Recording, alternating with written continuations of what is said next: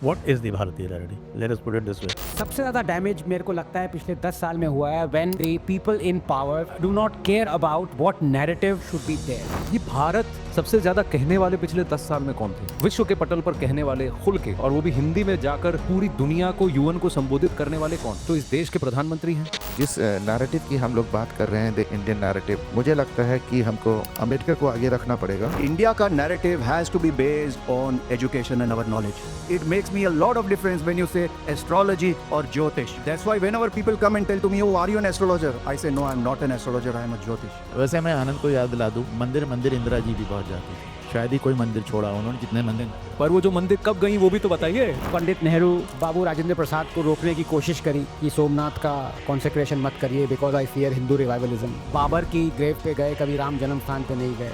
ऐसी बहुत सारी एंटी हिंदू चीजें करी हुई। We are the Hanuman as a nation. सोए हुए हैं. We need to realize our capabilities. We need to dig deep and see what are we built of and what's inside us. And then we can take that leap. कि लंका क्या, पूरी दुनिया, चांद क्या, Mars क्या, सूरज तक पहुंच सकते हैं. That is the ability that we have. We just need that awakening. जिसने नालंदा जलाई, नालंदा का क्लोजेस्ट रेलवे स्टेशन उसी के नाम पे कर रखा है। जिसने 4.6 मिलियन हिंदूज को बर्बरता से जेनोसाइड करवाया, उसकी लेन्स और रोड्स हैं आप। There are 1,000 narratives. So there is no one set narrative. And this government is not interested in setting that narrative. UAE has completely stopped all the visas for Pakistanis. You know, the whole narrative that Asi bhi Musalman, Tusi bhi Musalman does not work because UAE thinks country above everything. Do you think we are secular? There we go. ये narrative क्यों prevail कर रहा है अभी तक? किसकी power है कि सेकुलर हटा दे कॉन्स्टिट्यूशन के प्रीएम्बल से? किसी नेता की है पावर? सच दिख रहा है आपको। जो आपको वोट करते हैं वो नो कह रहे हैं एम्फेटिकली 100 आउट ऑफ 100। फिर भी आप नहीं कर रहे। फिर भी आपको किस तरह का नैरेटिव चाहिए?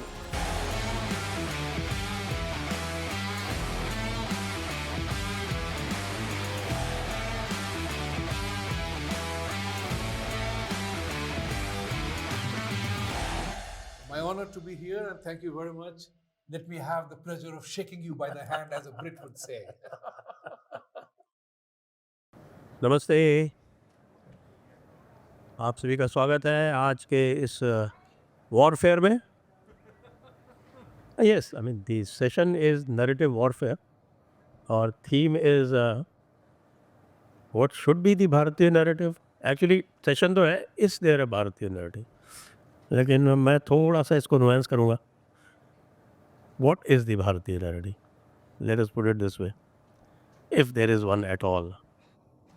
I don't know whether Anand would agree there is a भारतीय narrative at all.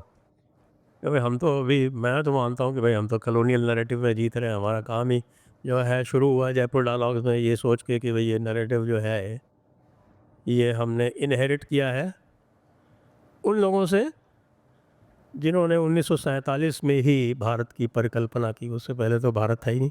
अनुपम जी, था क्या? चलिए आप भारत हमेशा था। और जैसा कि मुझे याद पड़ता है कि एक बार सुषमा स्वराज ने सोमनाथ चैटर्जी साहब को याद दिलाया था पार्लियामेंट में कि साहब अगर बंगाल की एक माँ 1947 से पहले गुजरात के सोमनाथ के नाम पे उसका नाम रखती है तो भारत हमेशा था। एक कल्चरल, एक रिलीजियस, एक कंटिन्यूटी हमेशा से थी। और मेरा तो हमेशा से मानना है कि साहब साई दीपक साहब ने अपनी किताब में इसको बहुत अच्छे से एक्सप्लेन किया है कि we are a civilization nation. हम एज अपोज टू जो जोग्राफिकल स्टेट बाउंड्रीज़ बनी हैं पश्चिम में, और उसको देखते हुए हम एक सिविलाइजेशन स्टेट हैं और हमेशा से रहे हैं।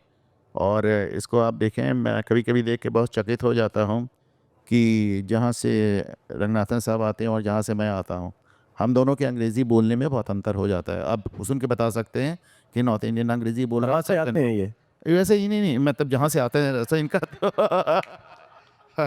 ये ऑफन टॉक्स अबाउट तमिलनाडु ऐसा सुने।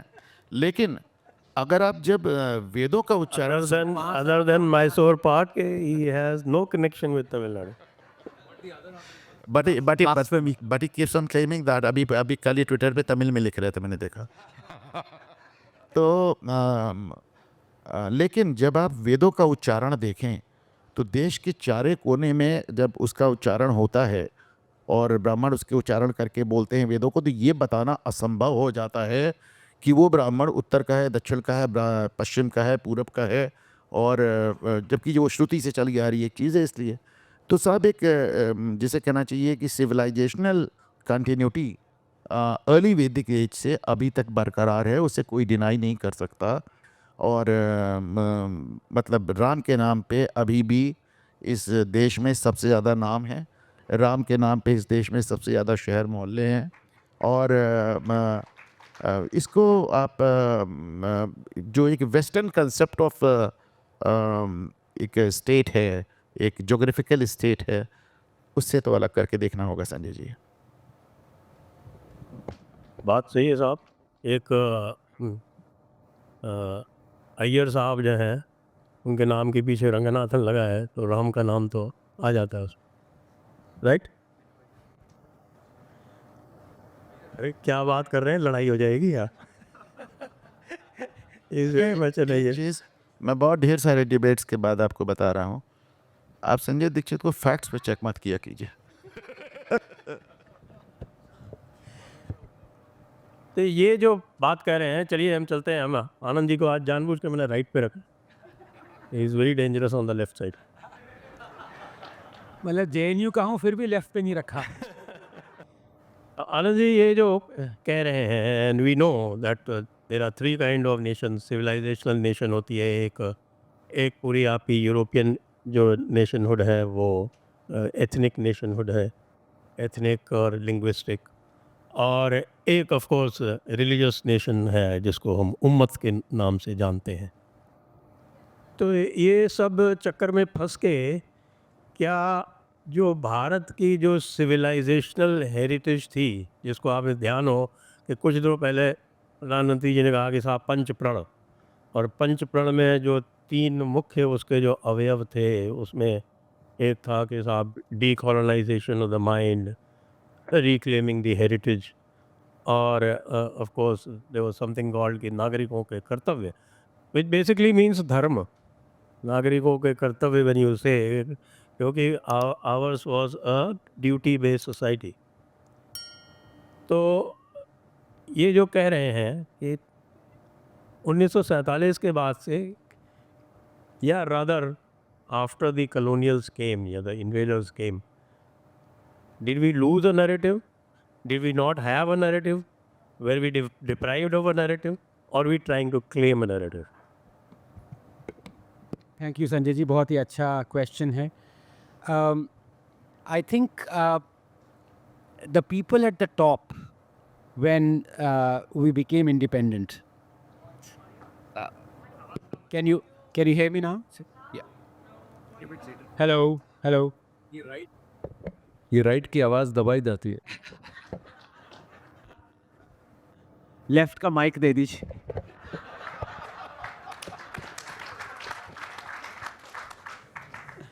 लेफ्ट की वॉइस भी छीन लिया, माइक भी नहीं दूंगा अपने आप को। No, I think the people who were given power, they were not democratically elected, at least for the first 5 years. Jawaharlal Nehru उसमें थे। तो they were very careful about setting the narrative. Very careful. And the people who have been democratically elected and have got the power in the last 10 years just don't give a damn about the narrative. ये difference है। दोनों ने India को damage किया है, और सबसे ज़्यादा डैमेज मेरे को लगता है पिछले 10 साल में हुआ है when the people in power do not care about what narrative should be there. I'm not saying कि आप प्रोपागेंडा में घुसिए, लेकिन मैं आपको अभी बताऊंगा कि इस सिचुएशन में ज़्यादा डेंजर क्यों है। पहले मैं पहली सिचुएशन की बात करता हूँ, वो एक्चुअली सब जानते हैं। पंडित नेहरू, चलिए पंडित लगा दिया आज क्योंकि उन्होंने खुद लगा दो, बट वो तो अपने ग्रेट ग्रैंडसन की तरह पंडित ही थे। उन्होंने बाबू राजेंद्र प्रसाद को रोकने की कोशिश करी कि सोमनाथ का कॉन्सेक्रेशन मत करिए because I fear Hindu revivalism. Babar की ग्रेव पे गए, कभी राम जन्म स्थान पे नहीं गए। ऐसी बहुत सारी, carefully I am choosing these words, anti Hindu चीज़ें करी उन्होंने। We all know that, Anand, but why?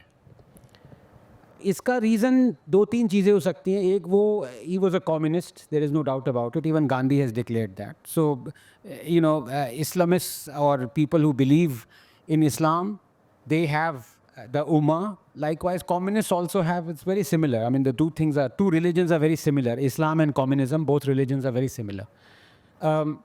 I should know I'm from one of those. And I would like to be from both of those. Bismillahirrahmanirrahim. बिस्मिल्लाहिर्रहमानिर्रहीम.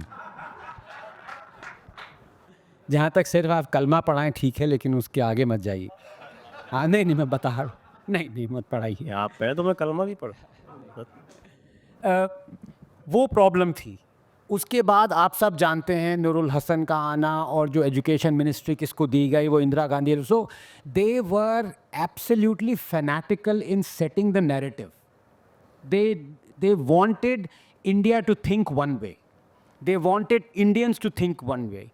They were fanatical about designing our textbooks to that level. वो उनका level था. पिछले 10 साल का level है कि चिंता ही नहीं है क्या हो. अब आप उनके नज़रिए से सोचिए कि भाई why should one have narrative? Why should one dictate a narrative? वो सोच रहे हैं कि जो आपके मन में आए आप वो करिए. But that can be incredibly dangerous because उसका मैनिफेस्टेशन इसमें होगा कि जिसने नालंदा जलाई, नालंदा का क्लोजेस्ट रेलवे स्टेशन उसी के नाम पे कर रखा है आपने.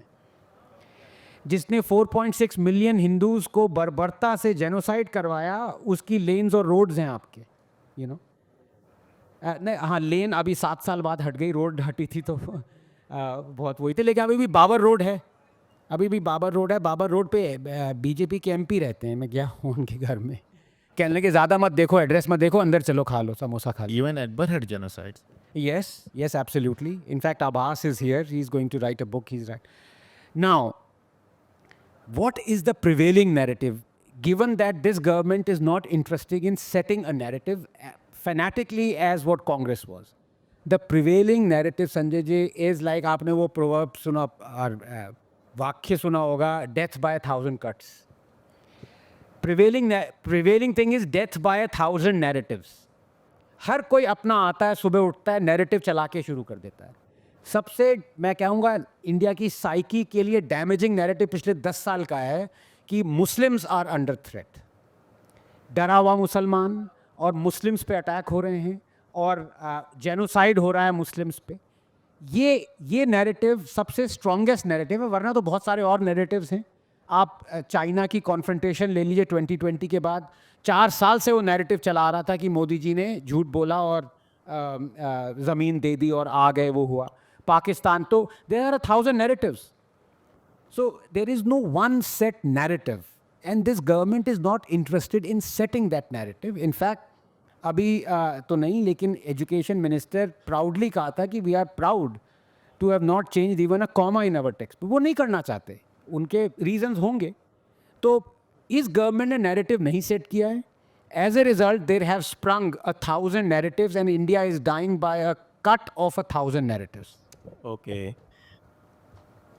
You go to the Anand on the left. I like that. Would you like to fact check him? I don't want to fact check my namesake, but I want to put some points forward. कुछ बातें मैं आपको सामने अपनी तरफ से रखना चाहता हूँ और ये कुछ हाल फिलहाल की डेवलपमेंट्स हैं जो मुझे भी पता चली हैं, जिसके वजह से मुझे ऐसा लगता है कि हाँ, अब कहीं जाके धीरे धीरे एक भारतीय नैरेटिव बन रहा है, बुन रहा है और आगे जाके और ढल सकता है. और इसकी वजह ये है कि हमने आज इस सेशन का नाम ही भारतीय नैरेटिव रखा है. आप मुझे बताइए, आज से 10 साल पहले कोई भारत बोलता था? अंग्रेजी चैनल पर भारत खुल के बोलने का अवसर मुझे मिला है, कि मैं तो हमेशा भारत बोलता था, पर कहते थे यार हिंदी में भारत बोलो, अंग्रेजी में इंडिया बोलो. अब खुद वहाँ टॉप बैंड मेरे शोज पे भारत ही लिखा जाता है. ये भारत सबसे ज़्यादा कहने वाले पिछले 10 साल में कौन थे, कौन हैं? विश्व के पटल पर कहने वाले खुल के, और वो भी हिंदी में जाकर पूरी दुनिया को, यूएन को संबोधित करने वाले कौन हैं? तो इस देश के प्रधानमंत्री हैं.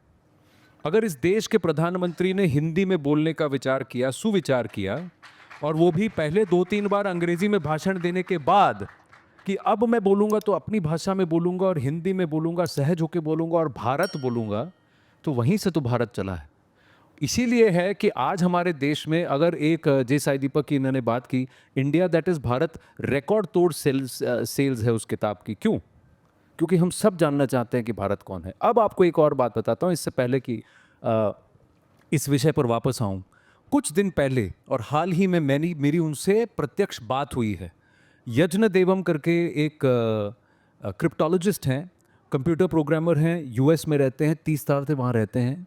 उनका एक्स पे हैंडल है यज्ञ देवम के नाम से। He has deciphered the Indus script, he has cracked the Indus script. और उसकी बात उन्होंने जो क्रैक किया है उसको आप पढ़िए, उसको ध्यान से देखिए। मेरी भी उनसे 2 दिन पहले वार्ता हुई है, वो भी आप देख सकते हैं। मैं प्लग कर रहा हूँ, बेशर्मी से अपने आप को प्लग कर रहा हूँ, क्योंकि ये हम सबको देखना चाहिए कि आज से 6000 साल पहले जो भाषा बोली जाती थी वो संस्कृत है। ये उन्होंने प्रूव किया है कि इंडस स्क्रिप्ट का बेस लैंग्वेज संस्कृत है। बालाकोट में ये संप्रदा थी, सरस्वती नदी के, माँ सरस्वती नदी के उस तरफ वेस्टर्न साइड पर बालाकोट में ये सभ्यता थी। 4000 BC की सभ्यता है, जिसमें लिपि जो थी इंडस स्क्रिप्ट थी। उस इंडस स्क्रिप्ट का बेस लैंग्वेज संस्कृत है, ओल्ड संस्कृत है, ऋग्वेदिक संस्कृत है। वो ओल्ड संस्कृत बदला, उसके 2000 साल बाद बदला। उन्होंने अब तक 600 ट्रांसलेशंस कर दिए, 1500 वर्सेस हैं उसकी। इंडस स्क्रिप्ट का कॉर्पस 15,000 का कुछ है, उसमें से 600 उन्होंने ट्रांसक्राइब किए और फॉर्मूला उन्होंने फिट किया। ये कहा है कि इससे पहले जिसने क्लेम किया, इसके बाद जो क्लेम करे, मैं आपको सिद्ध करता हूँ कोई और भाषा इस पे फिट नहीं होती, इस मीटर पे फिट नहीं होती। वो एक ही भाषा है, वो संस्कृत है। तो 6000 साल से आज भी हम संस्कृत बोल रहे हैं। लिपि बदल गई, भाषा नहीं बदली दोस्तों। लिपि इंडस स्क्रिप्ट से ब्रह्मी में बदली, ब्रह्मी से कदम्बम में बदली, कदम्बम से देवनागरी में बदली, और आज हम रोमन में संस्कृत लिख रहे हैं, लेकिन बोल हम संस्कृत रहे हैं। तो ये भारतीय नैरेटिव है। और इस भारतीय नैरेटिव की वजह से मुझे अब लगता है कि एक भारतीय नैरेटिव आज आज़ादी के 75 साल बाद हमारे देश में इसकी हम परिकल्पना कर सकते हैं, जहाँ पर हम डिफाइन कर सकते हैं कि हम भारत हैं, भारतवाद क्या है, भारतीय नैरेटिव क्या है। और ये उसी भरतवंश से जुड़ा हुआ, उसी सिविलाइजेशन से जुड़ा हुआ, और प्रूफ के साथ कि हम ओल्डेस्ट लिविंग सिविलाइजेशन है, कि हमारा एक सिविलाइजेशनल नैरेटिव है इस भूभाग से जुड़ा हुआ। तो यहाँ पर आकर मैं इस भारत के नैरेटिव को रोकूंगा, क्योंकि जिस देश का प्रधानमंत्री केदारनाथ जाए, काशी जाए, सोमनाथ जाए, या फिर रंगनाथ स्वामी टेम्पल जाए, या श्रीरंगम जाए, और धड़ल्ले से वहाँ बैठ के प्राउडली पूजा करे, और हमारी संस्कृति, सनातन संस्कृति को दिखाने में कोई उसको शर्म नहीं है, हिचकिचाहट नहीं है कि यार मस्जिद में जाते हुए दिखो, यहाँ गुरुद्वारे में जाते हुए दिखो, मंदिर में जाते हुए मत दिखो। यहाँ तक कि जो मंदिर तक नहीं जाते थे, राम के नाम को नकारते थे, वही जनेऊधारी बन गए। आप सोचिए कि नैरेटिव बना है कि नहीं बना है। कार्तिक जी, तो वैसे मैं आनंद को याद दिला दूं, मंदिर मंदिर इंदिरा जी भी बहुत जाती थी। शायद ही कोई मंदिर छोड़ा उन्होंने, जितने मंदिर पर वो जो मंदिर कब गई वो भी तो बताइए, कब गई मंदिर वो भी तो बताइए। सॉरी अनुपम जी लेफ्ट पे है ना, एक्सट्रीम लेफ्ट, तो वो डिस्टर्ब करेंगे ही करेंगे, आप समझ सकते। कार्तिक जी, आप तो दुबई में रहते हैं और आपका हर प्रकार के संस्कृति से वास्ता पड़ता है। वहाँ पर क्या ध्वनि आ रही है? क्या एक भारत का नैरेटिव बनता हुआ वहाँ दिखाई पड़ रहा है? आप अपने दृष्टिकोण से ना बोलिए, जो आपके वहाँ पर अरब के साथी हैं जैसे, उनके दृष्टिकोण से क्या भारत का नैरेटिव बनता दिख रहा है? मैं दुबई गया था 2001 में, and that was a time where आप अगर किसी को बोलो आप इंडिया से हो, तो लोग पूछते थे इंडिया कहाँ है, where is India. Then you have to really feel कि यार it's such a big country, how come we are not even recognised as a country, forget about even दूसरी कोई बात करे। It was 2015 where Modi ji came to UAE. That was a PM coming to UAE after almost 15 years. No Indian PM had even come to UAE before that. और आज के time में बात ऐसा है कि when you go to the passport control, they say, oh, you are from India. How is Varanasi? We have heard so much about it. We are talking of a narrative where Varanasi has overtaken Goa, right? So there is no doubt कि एक difference हुआ है, and as most of the contestants or most of our participants have been talking, India का narrative has to be based on education and our knowledge. When people say Shakespeare is a great writer, excuse me, he says, what's in a name? I would say everything. Ram के जो नाम में बल है वो Shakespeare क्या जाने. So for me it makes a lot of difference whether it is Hyderabad or Bhagyanagar. It makes me a lot of difference whether it is India or Bharat. It makes me a lot of difference when you say astrology or Jyotish. That's why whenever people come and tell to me, oh, are you an astrologer? I say, no, I'm not an astrologer, I am a Jyotish. Because Jyotish is Jyota plus Isha. Jyota is the light, Isha is the God. It is the light of God. The difference is it is written by and given by Veda Vyasa. So when we are talking about our national heroes, we are not even talking about Veda Vyasa. The max we have reached is maybe till Bappa Raval. If you look at Shankaracharya's, now that this is a recorded history, considering he was born and writing from day one, he was writing 40 pages a day. And we are looking at other authors कि वाह इसने तो 3 book लिख ली 4 book लिख ली. अरे look at the contribution of Shankaracharya. Look at the contributions of Veda Vyasa. So our narrative, I'm very clear, has to be related to knowledge, and frankly speaking, I would say it's a suppressed narrative क्योंकि वो narrative सबको पता था was a very strong narrative, लेकिन उसको कभी आगे बढ़ने ही नहीं दिया. And that is my initial comment. आप लोगों से अनुरोध है कि जिनको भी प्रश्न पूछने हैं वो कृपया प्रश्न जो है वो लिख के दे दें. हम माइक आपको नहीं देंगे क्योंकि माइक देने के बाद क्वेश्चंस नहीं पूछे जाते हैं, स्पीचेस होती हैं. इसलिए आप कृपया अपने क्वेश्चंस जो भी पूछ रहे हैं वो लिख के दे दें. जो बेस्ट क्वेश्चन होगा उसको हम एक अवार्ड भी देंगे. तो चलते हैं एक्सट्रीम लेफ्ट पे. अब जब हम बात करते हैं नैरेटिव की, तो जैसे अभी आनंद रंगनाथन जी ने कहा कि साहब की थाउजेंड्स ऑफ नैरेटिव्स. अब जो सुपर पावर्स हैं, या अभी तो एक सोल सुपर पावर कहते हैं, जैसे अमेरिका है, वो कहता है what is the American narrative? American exceptionalism. American exceptionalism. Britain वाले जो है वो कुछ ओल्ड वर्ल्ड, वो अपने जो है वो विक्टोरियन नैरेटिव्स चलाते हैं. Okay, we are the mother of democracy. उनका भी एक्सेप्शनलिज्म है. ब्रेक्सिट हुआ ही ऐसी.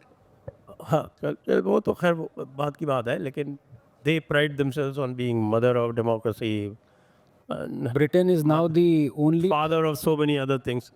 third world country without the sun. So if there is an American exceptionalism, a British, I should say, arrogance about their contribution, or rather about their plunder or whatever. So in that context, Bharat का क्या एक कोई narrative हो सकता है? देखिए, मुझको लगता है संजय जी कि जो एक बात हो रही है कि हमारा अपना नैरेटिव बनना चाहिए, बहुत ज़रूरत हो गई है. मैंने पहली बार आनंद रंगनाथन के बारे में कब जाना, इट वाज आई थिंक 12-13 साल पहले. He wrote an article about doctor B.R. Ambedkar, and he said he was anything but not an apologist. I still remember his words. I read that nearly 12 years ago. कि ये बंदा बहुत सही लिख रहा है. ओके, तो since then I've been following Anand Ranganathan when he talked about Ambedkar. मुझे लगता है कि भारत का जो नैरेटिव है, और अगर आप चाहते हैं, आप भारत का नैरेटिव अगर नेहरू के पॉइंट ऑफ व्यू से बनाएंगे तो दिक्कत आएगी. आप भारत का नैरेटिव तिलक के पॉइंट ऑफ व्यू से बनाएंगे तो दिक्कत, आप सावरकर के पॉइंट ऑफ व्यू से बनाएंगे तो हाहाकार मच जाएगा. आप एक बार भारत का नैरेटिव, जैसा कि आनंद रंगनाथन साहब ने पॉइंट आउट किया है, एक बार अंबेडकर के पॉइंट ऑफ व्यू से बना के देखें. Let me tell you few things. जिस ज़माने में लोकमान्य तिलक से लेकर जवाहरलाल नेहरू तक आर्यन इन्विजन थ्योरी की बात करते थे, उस समय सिर्फ एक इंटेलेक्चुअल था जो खड़ा हुआ उसने कहा सब बकवास है, कोई कहीं से नहीं आया, आर्यन इन्वेजन थ्योरी एकदम बेहूदी थ्योरी है, और अगर एक ब्राह्मण आ रहे हैं तो एक शूद्र आ रहे हैं। Only person doctor B R Ambedkar. जिस ज़माने में महात्मा गांधी मुस्लिमों के हाथ पैर जोड़ रहे थे कि तुम पाकिस्तान मत जाओ, जिस ज़माने में नेहरू जी, जैसा कि आनंद पॉइंटेड आउट, कि a prime minister was thrust upon us, मतलब उन्होंने चुनाव तो जाने दें, वो जो 15 स्टेट से मांगा गया था उसमें भी उनको 0 वोट मिला था।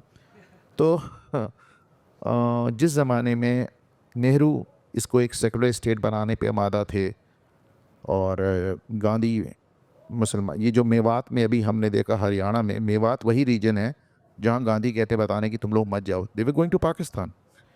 उस समय सिर्फ एक इंटेलेक्चुअल खड़ा हुआ पूरे देश में जिसने कहा कि सब मुसलमानों को पाकिस्तान भेज दो, बी आर अम्बेडकर। सिर्फ इतना ही नहीं, द मैन हैड रियल करेज।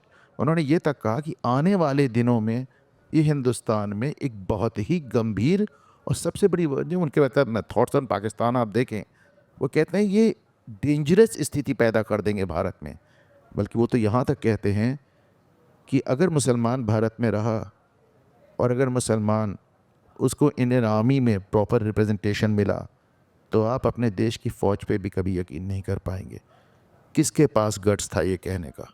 से doctor B R Ambedkar. Doctor B R Ambedkar of course हमारी बहुत ढेर सारी सेंसिटिविटीज़ को डिस्टर्ब करते हैं, ख़ास तौर से हिंदुत्व को लेके और हिंदू धर्म को लेके उन्होंने जो तमाम बातें कही हैं। लेकिन अम्बेडकर को भी 2 हिस्सों में आपको बांट के देखना पड़ेगा। एक अम्बेडकर जो दिल से बोल रहे थे, और एक अम्बेडकर जो गांधी और नेहरू से परेशान हो गए थे, आजिज़ आ गए थे और दुखी हो गए थे। तो एक जिस नैरेटिव की हम लोग बात कर रहे हैं, द इंडियन नैरेटिव, मुझे लगता है कि हमको अम्बेडकर को आगे रखना पड़ेगा और उनकी तमाम चीज़ों को, जैसे एक सबसे बड़ा एक प्रॉब्लम जो आया, जो नैरेटिव आज आपके सामने है, मुझे जैसे सच अपनी जगह सच है और मुझे झूठ से भी दिक्कत नहीं है। आपको पूरा हक है कि आप झूठ बोले। अभी देखिए भारत सरकार ने एक कानून बनाने की कोशिश की कि सोशल मीडिया पे झूठ ना फैलाया जाए, तो हाई कोर्ट ने उसको ट्रैश कर दिया कि नहीं, लोगों को सच जानने का हक नहीं है, लोगों को झूठ जानने का हक है। तो बहरहाल दिक्कत ये तो वाकई एक्सट्रीम लेफ्ट से निकले। लेकिन दिक्कत कहाँ आती है, जब when you can't really trust, कुछ आधा सच आधा झूठ, इससे ज़्यादा डेंजरस झूठ नहीं हो सकता। आपने सेलेक्टिवली लोगों को पढ़ाया, सेलेक्टिवली लोगों को बताया, और मुझे लगता है कि जितनी सेलेक्टिव रीडिंग ऑफ अम्बेडकर हुई है, अम्बेडकर ने हिंदुओं को ये कहा, अम्बेडकर ने हिंदुओं को वो कहा, अम्बेडकर ने मुसलमानों को क्या कहा, इस्लाम को क्या कहा, नहीं बताया। अम्बेडकर ने पाकिस्तान को लेकर, Ambedkar was the only person जिसने कहा आर्यन इन्वेजन थ्योरी नहीं बताया। Ambedkar was the only person जिसने कहा सारे मुसलमानों को पाकिस्तान भेज दो, सारे हिंदुस्तानियों को यहाँ बुला लो, नहीं बताया। तो ये जो एक थ्योरीज बनती चली गई, और देखिए आज उसका अंत आपको किस तरह है, जय मीम जय भीम जो थ्योरी आपको नज़र आ रही है, ये मतलब दिस इज़ समथिंग जो अम्बेडकर ने बहुत पहले इन्वाइसेज कर लिया था। 1947 में जब दलित पाकिस्तान को छोड़ने की कोशिश कर रहे थे, तो चौधरी लियाकत अली जो पहले प्रधानमंत्री, he went on record to say कि अगर दलित पाकिस्तान छोड़ेंगे तो हम फ़ौज लगा के रोकेंगे, अगर वो चले गए तो हमारी सफाई कौन करेगा। तो मतलब लेकिन आपको और इस कदर ब्रेन वॉश कर दिया है कि अगर आप रियल अम्बेडकर को सामने लाते हैं सोशल मीडिया पे, जब मैं ट्विटर पे लिखता हूँ तो नीचे आके लिखते हैं कहते बकवास है, झूठ है, आरएसएस का प्रोपेगेंडा है, थिंग्स लाइक दैट। तो मुझे लगता है कि ठीक है, जो पुरानी ये जो थ्योरीज लाइक एआईएन, एक चीज़ और मैं आनंद जी आपसे चाहूँगा और संजय जी आपकी भी तवज्जो चाहूँगा। एक बड़ी थ्योरी चलती है कि मेरे पास बच्चे आके कहते हैं कि वी आर अ डिफीटेड कॉम, हम तो हारे हुए लोग हैं, हम तो ये लड़ाई हारे, वो लड़ाई हारे। आनंद जी 30 सेकंड चाहते हैं, मुझे 1 मिनट दे दीजिए संजय जी प्लीज़। 1 मिनट तो बहुत ज़्यादा हो जाएगा। डबल दी आनंद है। तो वो लोग जो आके कहते हैं हम तो हारे हुए। एक बार ये सुब्रमण्यम स्वामी ने कहा था कि साहब इकोनॉमिक्स के आदमी, आप हिस्ट्री में क्या कर रहे हैं। तो जैसे अब हार्वर्ड की यूनिवर्सिटी में हमने जाके देखा कि हम तो जीते हुए लोग हैं, हमने कभी मुगलों को पाँव नहीं टिकने दिया, बल्कि हालत ये हो गई थी शाह आलम दिल्ली ते पालम। तो एक चीज़ मैं आखिरी जो कहना चाह रहा हूँ कि एक सबसे बड़ा नैरेटिव है कि हमसे ज़्यादा बहादुर कौम कोई नहीं है। पूरी दुनिया में इस्लाम जहाँ गया पूरा का पूरा देश कन्वर्ट हो गया, पहली बात।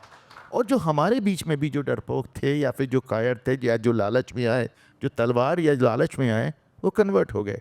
हम अगर आज भी हिंदू हैं तो हमारे पूर्वजों से ज़्यादा बहादुर इस दुनिया में कोई नहीं था। तो वो तो सब ठीक है, लेकिन मैंने तो आपको ये पूछा था हमारा एक नैरेटिव क्या होना चाहिए। आपने कहा था आप बहादुर कौम का, बहादुर कौम का। बहादुर। और फिर इसके बाद अगर कोई डरता है तो डरे, क्योंकि हमारे तो पहले ही तय हो गया है कि बिना न माने जड़ जल गए, 3 दिन बीत, बोले राम सकोप तो भय भी न न पी। आनंद जी, आप बताइए, इंडियन एक्सेप्शनिज्म भी है क्या कुछ? देखिए, बहुत अच्छी बातें कहीं यहाँ पे। मैं थोड़ा सा मतलब मैं कुछ बोल लेता हूँ तो लोग कहते हैं कि ये प्रोवोकेटिव हो रहा है, लेकिन I might like to err on that side rather than being staid and say yes, this is what is required. I would go forward and say that the most important thing for India in the next 15-20 years is that we don't fall back on a narrative. अभी अगर आप आगे देखें, सबसे ज़्यादा ज़रूरी हमारे लिए अभी इज़ इकोनॉमिक प्रोग्रेस, क्योंकि जितनी भी बातें हम नैरेटिव की अभी कर रहे हैं, that is based on the pretext that yes we have been wonderful in so many disciplines, in scripts, in languages, in science, in dance, in music, in culture. That's soft power. यही 70 साल से Congress India को project करती आ रही थी कि we are at the top of the world as far as soft power is concern. लेकिन अगर आप सॉफ्ट पावर का इंडेक्स देखें, उसमें नंबर 1 सॉफ्ट पावर इंडिया नहीं है। आपको अचंभा हुआ है जान के, उसमें नंबर 1 सॉफ्ट पावर अमेरिका है, जो देश 200 साल पहले बना है। A pot of yogurt has got more culture than America. मतलब I don't mean it in a very denigrating way, लेकिन वो सॉफ्ट पावर, तो इसका रिजल्ट क्या है कि आज के ज़माने में सॉफ्ट पावर वही है जो कि हार्ड पावर भी है। और इंडिया पहले जब सॉफ्ट पावर रियली थी तब हार्ड पावर भी थी, इकोनॉमिक पावर थी। आपने इकोनॉमी डिस्ट्रॉय कर दी, अंग्रेज़ों ने हमें ओपियम इकोनॉमी बना दिया, घुटनों पे ले आए, फैमिन्स, इतना सब मारा मारी जो भी है।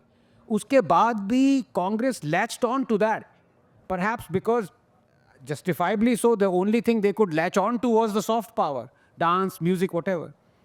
But right now, moving forward, we have to dispel some concrete narratives. वो हम नहीं कर पा रहे हैं। concrete narrative क्या है? हमारा preamble। अब हमारा preamble से ज़्यादा false narrative कोई हो ही नहीं सकता। वो चेंज करने की हिम्मत है किसी की? वो किसी ने वायरल कर दिया था कि ये कॉन्स्टिट्यूशन चेंज करो, लोग इलेक्शन हार गए थे। We are a secular socialist republic. How much of it is true, I want to find out. सब इधर के नैरेटिव उधर के नैरेटिव की बात करते हैं, जो असली प्रियम्बल में लिखा है that defines our constitution, our nation.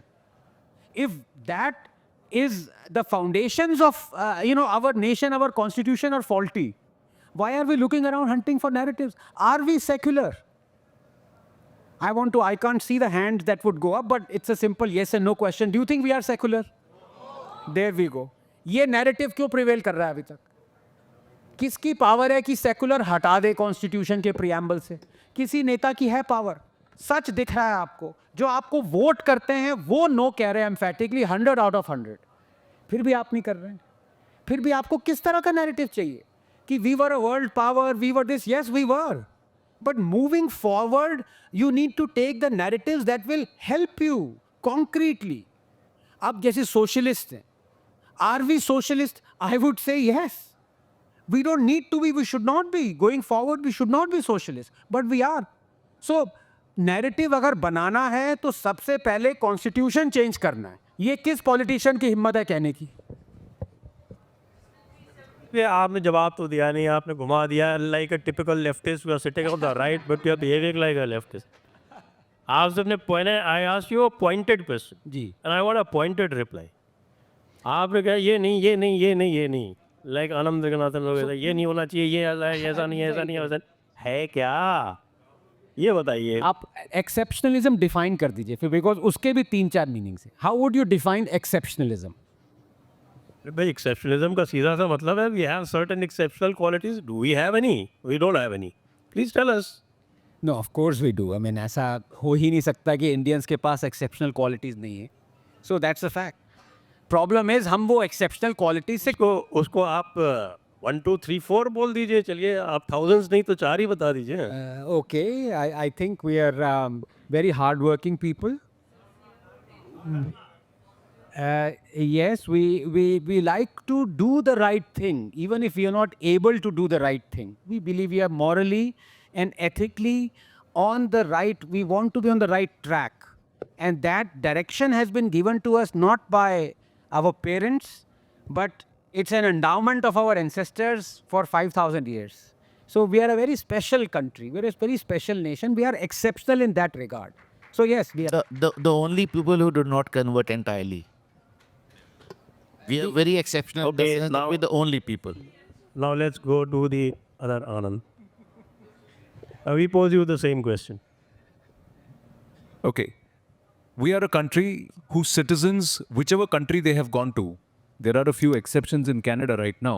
Other than that, we have always positively contributed to that country, that civilization, its economy. It's an inherent value system within us. We are self-regulated people. That means we have one police person for every 850, or thereabouts, person, individual in our country. In fact, that number is also perhaps a very conservative estimate or this one. But do we have people walking into schools and killing children? Do we have people who say that I'm scared of walking on the road here in the national capital in the evening at 10, 9? Or do we have cameras in our car to record every 7 minutes? In some localities. It's all happening in Washington DC openly. In some localities, yes. But it's far and largely we are law-abiding people. More importantly, we've got the DNA of Ram in us. So that's why somewhere we know that we have to have our maryada. We are a nation of 1.4 billion people. 1.4 billion people, and our ratio of crime in our country compared to some of the other nations which are supposed to be far more developed itself is a system that कि हमको पढ़ाने की जरूरत नहीं है कि हमको सभ्यता Top शिष्टाचार 25 में नहीं. हाँ नहीं है, हम नहीं है. तो ये सारी चीज़ें हमें एक्सेप्शनल बनाती हैं. लेकिन दो चीज़ें हैं जो हमें अपने अंदर ढालनी पड़ेगी कि जो इनकी परिभाषा है एक्सेप्शनलिज्म की वो सबसे पहले ढल जाए. सबसे बड़ी बात हमारे देश में एक प्रॉब्लम है कि हम लोग एज अ कंट्री नहीं सोचते. We are not thinking of ourselves as Bharatiya. We think ourselves in our religious, regional, and sometimes to the level of our own casteist definitions. But we don't define ourselves and we don't say, who are you? I am Bharatiya. I am from Bharat. I am an Indian. However you say, we are not doing that. And that's perhaps the biggest exception that perhaps is not giving us the second point is that we need that, perhaps this is that time. Hanuman के लिए जाम्बवन थे ना. I think we are in that Jambavan moment. We are the Hanuman as a nation. सोए हुए हैं. We need to realize our capabilities. We need to dig deep and see what are we built of and what's inside us. And then we can take that leap. कि लंका क्या, पूरी दुनिया, चांद क्या, Mars क्या, सूरज तक पहुंच सकते हैं हम. That is the ability that we have. We just need that awakening. These are the two things we need. एक सेकेंड बस ये डेटा देना चाहता हूँ जो उन्होंने बात कही. इंडिया में डॉक्टर्स पर मिलियन इंडियन पॉपुलेशन 931, पुलिसमैन पर मिलियन इंडियन पॉपुलेशन 1528, एनजीओज पर million Indian population 2357. We are reducing them. And that is what is the Modi's fascism is all about. He's reducing the NGOs. Very bad. Karthik, Indian exceptionalism. Is there anything called Indian exceptionalism?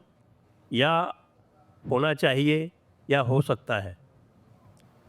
I want to complete actually jab part one of what I see in UAE vis-a-vis what I see as a mindset of Indians. So I'll tell you, आप में से सारे लोगों को पता होगा, we had a lovely temple in Abu Dhabi. And that is a byproduct of what UAE has seen among the Hindu community in UAE for years. There was a time when जब सब कुछ चल रहा था, we were not sure in terms of whether we can make it at the level how the Akshardham temples are made globally. So the initial blueprint was of a temple which would be a little Islamic sort of a temple. And Sheikh Zayed said that, hey, listen, why are you making a temple like this? You should make the temple how it should be and how you make it globally. So that is a testament of how UAE looks at India. And I would definitely say that Modi ji has got a very, very big role to play in that. उसमें तो कोई doubt नहीं है.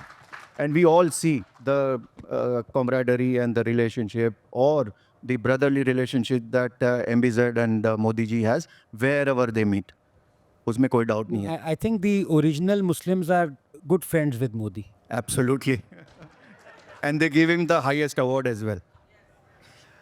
Now coming to it, I don't know whether you know, just a week before, UAE has completely stopped all the visas for Pakistanis. Right?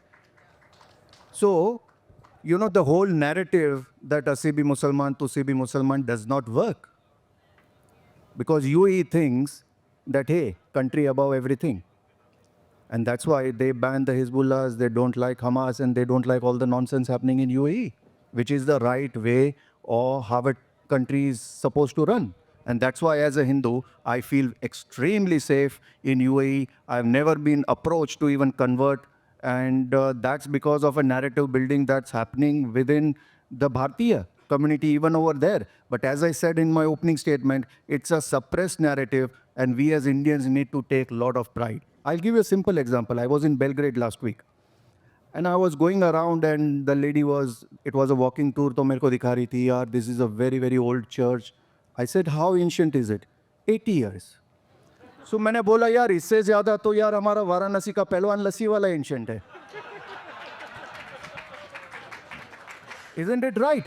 But are we taking pride? वो तो अपने 80 साल की चर्च की भी pride ले रहा है. Are we taking pride in our Meenakshi temple? Are we taking pride in our Varanasi temple? Are we taking pride in what our Vedic rishis have given us? The day we get that pride, we will become Bharat. Frankly speaking, we are still India. दो चीज़ें, एक इन्होंने socialist की बात की, preamble की बात की, तो मैं आपको बता दूं कि अभी सुप्रीम कोर्ट में एक याचिका अभी एडमिट हो चुकी है जहां पर वो कहते हैं कि हमारे जो ओरिजिनल प्रियम्बल है उसमें से ये दो शब्द जो हैं सेट असाइड कर दें, उसको नीचे लिख दें, ऊपर ना रखें, जो ओरिजिनल फॉर्मेट है उसको रखें, उसको एडमिट किया गया है. तो अब आगे देखते हैं कि इस पर क्या होता है. हमारे एक मित्र ही हैं जो उसमें लगे हुए हैं. अश्विनी जी ने लगा रखा है. तो ना जिनसे आज सुबह आपकी वार्ता हुई वो उसमें इन्वॉल्व है. तो जी, तो वो एक मुहिम चल रही है. दूसरी बात मैं आपसे कहना चाहूँगा कि नारद मुनि, हमारे स्क्रिप्चर्स में लिखा हुआ है कि नारद मुनि ब्रह्म ऋषि बनना चाहते थे. तो उन्होंने कहा कि देखिए ये मेरी याचिका है, मुझे बनाई है ब्रह्म ऋषि. तो उनको पूछा गया कि आपने क्या क्या सीखा है. नारायण मुनि का नाम लेके मेरी तरफ क्यों देख? दिस इज नहीं अभी थोड़ा वर्क इन प्रोसेस है. हाँ, पर उनको पूछा गया कि आप क्या सीख चुके हैं. It's written in, and this is a 1500-year-old script. In this is mentioned, and he says one of the vidyas I master it is Nakshatra Vidya. Nakshatra Vidya is not just Jyotish. Nakshatra Vidya is astrology plus astronomy. So 1500 years ago in a scripture, as a tale, as a story, it's written that more than many thousand years before that, there's this person who comes and says, give me a qualification, like a doctorate today, क्योंकि one of the things that I've also studied is Nakshatra Vidya. So that's how deep our knowledge systems are, जिसको कि पूरी तरह से white wash suppress किया गया. ये history वाली बात आप जानते हैं. ये वॉरेन हेस्टिंग्स से जब ये किस्सा शुरू हुआ 1857 की म्यूटनी के बाद, ये आप बताइए सबको कि उस नैरेटिव में आपको एक लास्ट में जिसको बोलते ये सारी गलत हिस्ट्री पढ़ के IAS ऑफिसर बन गए. उसके आपको मैं इसका भेद बता देता हूँ. नहीं, मैं आपको भेद बता देता हूँ. Basically I am an engineering student, लेकिन उस वक्त मुझे लगा कि हिस्ट्री इज़ मोस्ट रिवॉर्डिंग, क्योंकि यह गलत भी लिखी जा सकती है, कोई दिक्कत नहीं है. वैसे मैं ये पूरे नैरेटिव वाले डिस्कशन पे थोड़ा सा ठंडा पानी डाल देता हूँ. हमारे one of the foremost spy masters Vikram Sood ji हैं. वो आने वाले थे, उनकी थोड़ा स्वास्थ्य खराब हो गया तो नहीं आ पाए. विक्रम सूद जी ने एक बड़ी अच्छी पुस्तक लिखी है. I suggest all of us should read that book. It's called the ultimate goal. और उसका जो एसेंस ये है कि आप नैरेटिव वही बनाते हैं जो सच नहीं होता है. With that I go two questions. Meenakshi Jain एक बात कहती है संजय जी कि मैंने अपनी पूरी ज़िंदगी जो पढ़ा और जो पढ़ाया दोनों में आपस में कोई लिंक नहीं था. मैंने अभी आपको बताया ना कि मैंने अपने हिस्ट्री के पेपर में जो कुछ भी लिखा उसमें मेरा कोई भी ज़रा से भी इतना से भी बिलीफ नहीं था, लेकिन मैंने लिखा. मुझे पता है कि भाई रोमला थापर को लिखोगे तभी नंबर आएंगे, नहीं तो नहीं आए. हाँ, that made you an IAS. अब ये देखिए, ये 4 क्वेश्चंस आए हैं और इनको चुना डॉक्टर आनंद रंगनाथन ने है, इसलिए जिसके भी क्वेश्चन नहीं आए वो उनसे बात कीजिएगा. बात देखिए, एक राइट विंगर ही राइट विंगर का सर तन से जुदा कर. ये एक क्वेश्चन है जिसमें नाम ही नहीं लिखा है. क्या आपने इसको कैसे ले लिया? ये तो नाम ही नहीं लिखा है. एक नीचे अनामिका लिखा हुआ है शायद. देखिए, हाँ वो देखिए. हाँ, अनाम लिखा हुआ है, नाम का तो नहीं है. ये क्वेश्चन है विद समबडी. भाई एनीबडी कैन क्लेम इट, तो मैं इसको नहीं पढ़ूंगा. ये है विजय नंदूरी जी. What should be the common minimum non-negotiables across the entire nation given the diversity of Bharat? I think this is a question each one of you can answer and quickly, preferably in 2 words. Yes, you'll have to come again, sorry. What should be the common minimum non-negotiables across the entire nation given the diversity of Bharat? तो 2 बोल दीजिए, 3 बोलेंगे. दो ही शब्द में अगर कहें तो जो आनंद कह रहे थे कि यह ठीक है, बहुत डाइवर्सिटी है but we are not secular. और सबसे बड़ी बात, we can never be secular. Okay, question different था. Minimum non-negotiables. Common minimum non-negotiables should be what Bhishma told Yudhishthira on Rajdharma, how to run the country. That rule and that all of that entire part should apply to everybody across the country. No negotiations at all. As a nation, that should be a policy. Common minimum non-negotiables. Faith in science and faith in Hinduism. You were an atheist till yesterday. That is why I chose my words very carefully. I always will be an atheist. But Hinduism is a philosophy. If we lose that, we are no longer a country. आनंद रंगनाथन जावेद अख्तर का जवाब है, जो अपने को नास्तिक कह के इस्लाम को डिफेंड करते रहते हैं.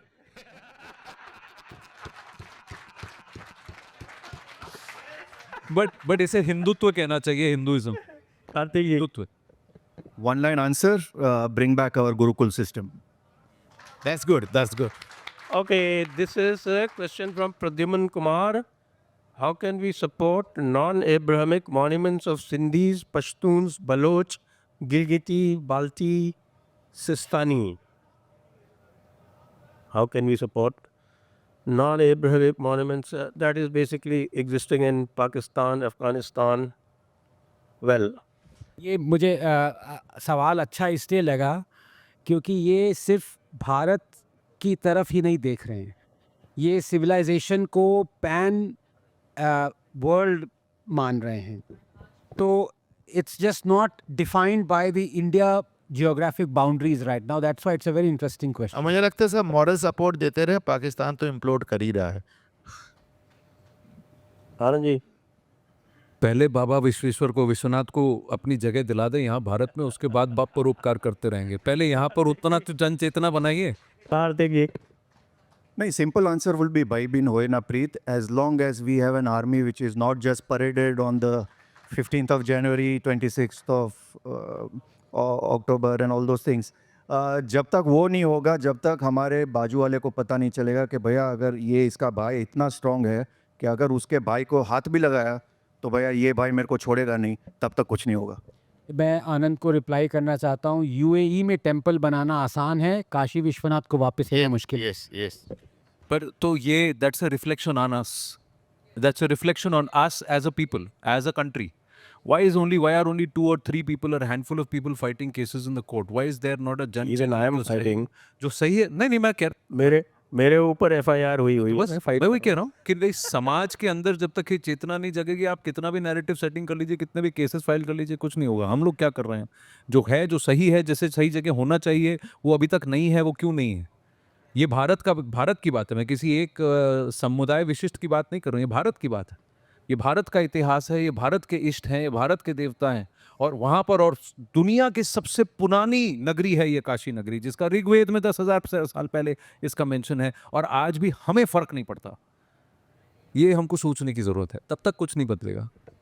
अब ये क्वेश्चन है जिसको I am using my moderators privilege and choosing as the best question. This is addressed to Anand Ranganathan, of course. If narrative not built, what explains record crowd here?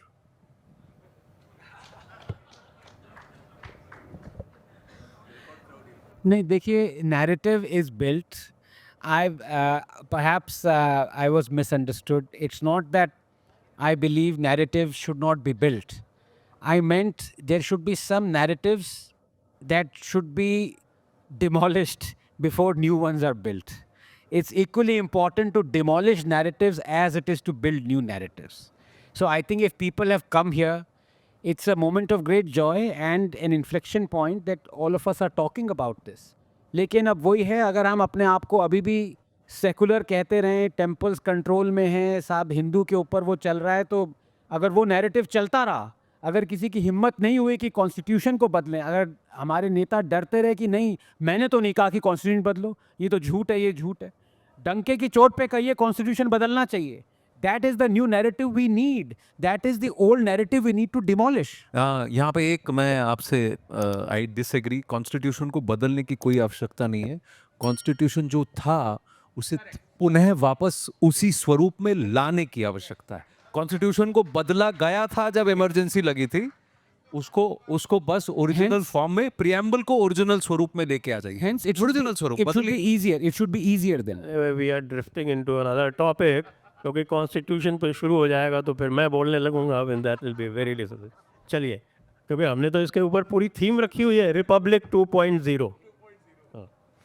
हालांकि आज संक्रांत ने रिपब्लिक 3.0 लॉन्च कर दिया, वो बात अलग है, but we had an entire Jaipur dialogues on this theme, oh lovely. Republic 2.0. पर संजय जी, क्योंकि हम किताबों की भी आपने रेफरेंस की, तो अमी गनात्रा यहाँ पर एक पैनलिस्ट हैं, स्पीकर हैं, उनकी किताब है महाभारत अनरेवल्ड.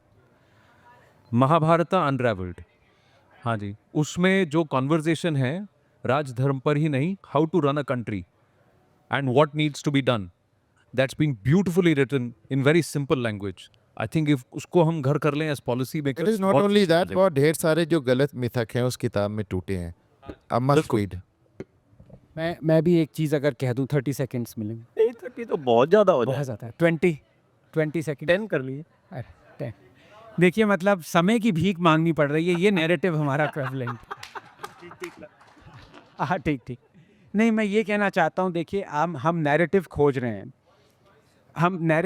रहे हैं, लेकिन अगर हम ये देखें कि ये देश कहाँ से, ये उत्पन्न कहाँ से हुआ है, तो एट द ब्रिंक ऑफ, क्योंकि महाभारत आपने कहा, मुझे याद आया, महाभारत में at the brink of the start of the battle, Duryodhana went to Gandhari and said, "Oh mother, you are our blood. Support us, stand with us." और गांधारी ने फिर कहा कि if you are righteous, you will win. I am not going to stand by you. यथो धर्मस्ततो Jaya. वो supreme court का हमारा वो है, एम्बलम है, लोगो है. You know, where there is dharma, there is victory. तो ये वो देश है. और नैरेटिव क्या चाहिए? हमको लगता है कि धर्मा वर्ड भी बहुत ज़्यादा कंफ्यूजिंग है. लोग कभी देखिए, धर्म को कभी कहा जाता है ये ड्यूटी है, कभी कहा जाता है रिलीजन है. अंग्रेज़ी में कई तरह के कन्फ्यूजन आते हैं. तो धर्म इज़ बेसिकली आपका वो कर्तव्य, वो ड्यूटी है जिसका रूट हिंदू धर्म में है, वही धर्म है. जो धारण करे वो धर्म, धार्यते इति धर्म. धारण तो अधर्म भी होता है. नहीं, धारण इन द सेंस समाज को, sustenance, what uphold society and uphold righteousness, duty, all comes part of it. अभी अमी जी की दूसरी किताब है रामायण अनरेवल्ड, उसमें उन्होंने धर्म की परिभाषा बहुत अच्छे से दी है, उसको भी पढ़ लीजिए. चलिए साहब, द्वितीय क्षमा दमोस्तेयम शौचम इंद्रिय निग्रह धीर विद्या सत्यम क्रोधम दशकम धर्म लक्षणम. इसी के साथ हम आज का कार्यक्रम समाप्त करते हैं और आज के विनर हैं बेस्ट क्वेश्चन के नितिन कारवा। नितिन जी पधारें।